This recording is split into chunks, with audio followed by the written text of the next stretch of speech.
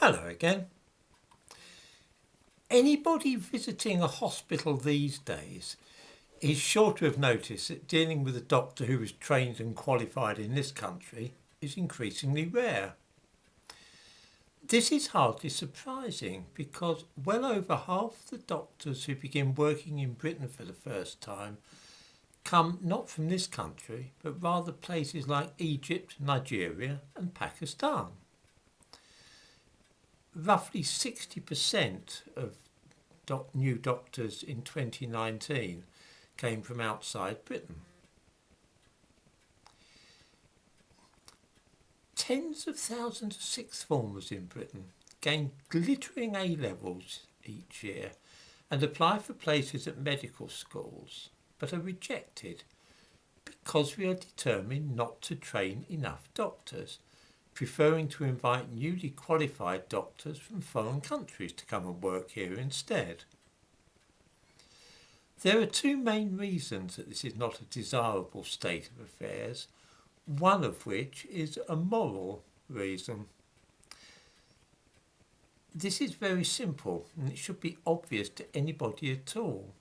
It is fundamentally immoral to take doctors away from poorer parts of the world in this way and use them to prop up our own hospitals. This creates a shortage of doctors in countries like Bangladesh and Nigeria, places where many people are more urgently in need of medical attention than are those in more prosperous parts of the world like Britain. That alone should be sufficient argument against the practice. That over half and getting on for 2/3 of new doctors in Britain each year come from such places is a scandal. The second reason is a little more selfish. There is reason to suppose that a lot of doctors who come to this country are not actually trained to the same level as graduates of our own medical schools. And also their English is often not good enough really to work as doctors in Britain.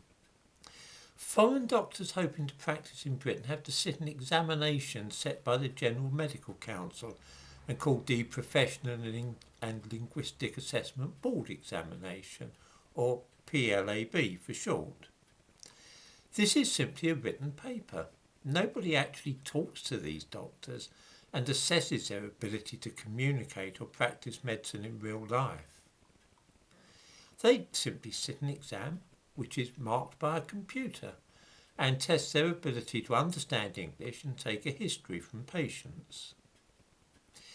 The language used is technical and professional English, but that of course has not the slightest relevance in real life, because patients seldom use words like urine or talk of problems in their urogenital duct.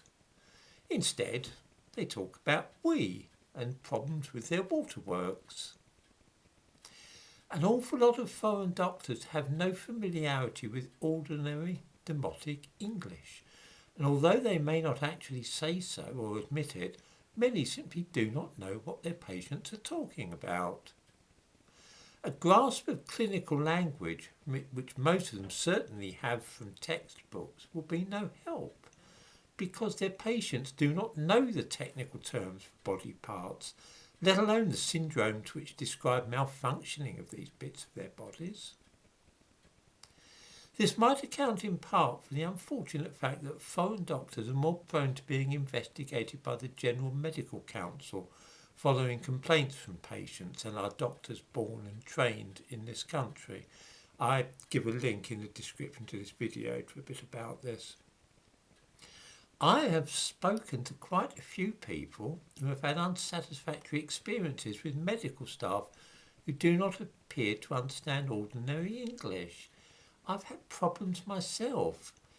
I think I've mentioned before that I'm quite favourably disposed towards Igbo people. One time I attended evening classes in Igbo.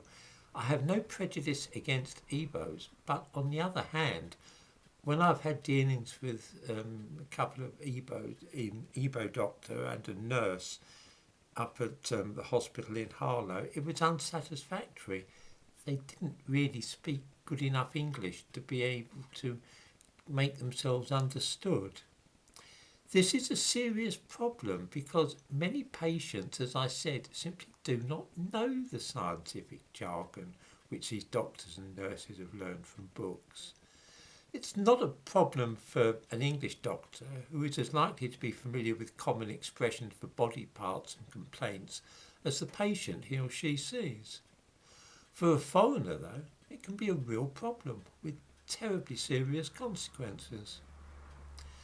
The reason that we are importing so many doctors is fairly simple, although nobody wants to talk about it out loud.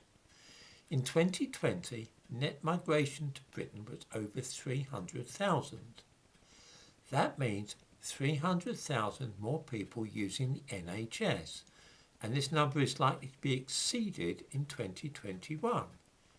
It takes 6 years at a minimum to train a doctor, and we simply cannot keep up with the increasing demands made upon the National Health Service. For that reason, pinching the doctors and nurses from other countries is seen as a good temporary strategy. It is a disastrous policy both for the countries which lose their doctors and also for patients in Britain who end up seeing doctors who have no idea at all what they're saying.